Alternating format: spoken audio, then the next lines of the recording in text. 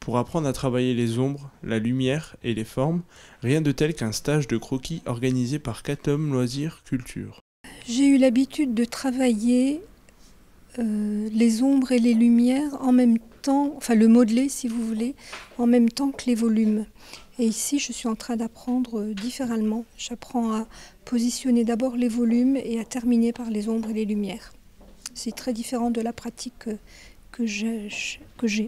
C'est une approche totalement différente dans le sens où on n'a pas tous les jours l'occasion d'avoir un modèle vivant devant soi et ça apporte quelque chose en plus et je trouve que c'est bien plus intéressant que... Enfin, moi je préfère les modèles vivants que par exemple les natures mortes. Modèle depuis une dizaine d'années, Anna Briand a fait des études d'art du spectacle et s'est toujours dirigée vers des activités où elle s'exprime avec son corps.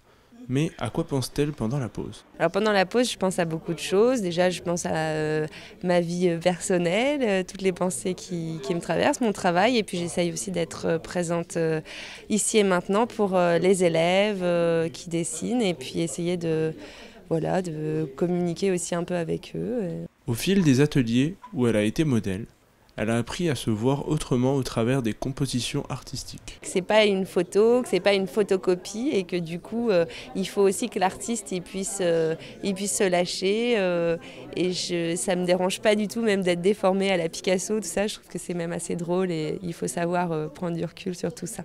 De nouvelles personnes ont assisté à ce stage, ce qui prouve que la qualité de l'enseignement est reconnue par les artistes peintres. Grâce à nos images, nous tenons peut-être les premiers croquis d'un futur Picasso.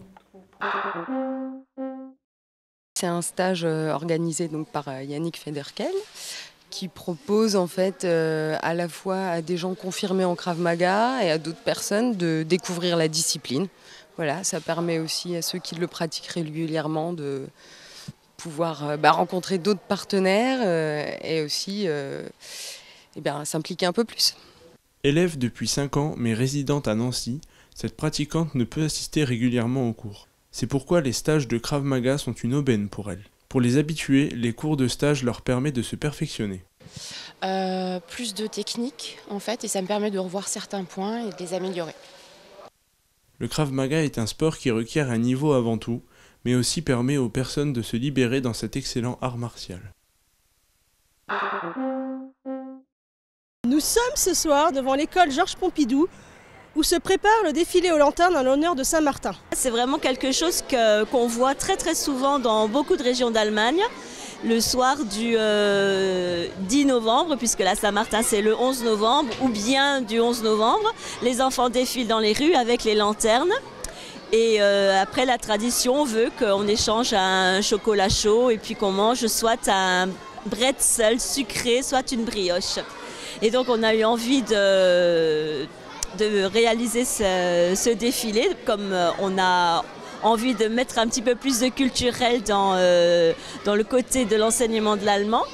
Au niveau des préparatifs, les enseignantes se sont chargées des chants et de la fabrication des lanternes. L'association de la Pépinière s'est occupée de la restauration pour enfants et parents après le défilé. Ce défilé en hommage à Saint-Martin est très respecté par la culture allemande. Mais qui est Saint-Martin ? Saint-Martin, c'était un soldat romain qui était stationné près d'Amiens. Et il était origine de l'Hongrie, normalement, mais il était dans l'armée romaine il y a des siècles. Et il a vu un pauvre dans la neige pendant l'hiver.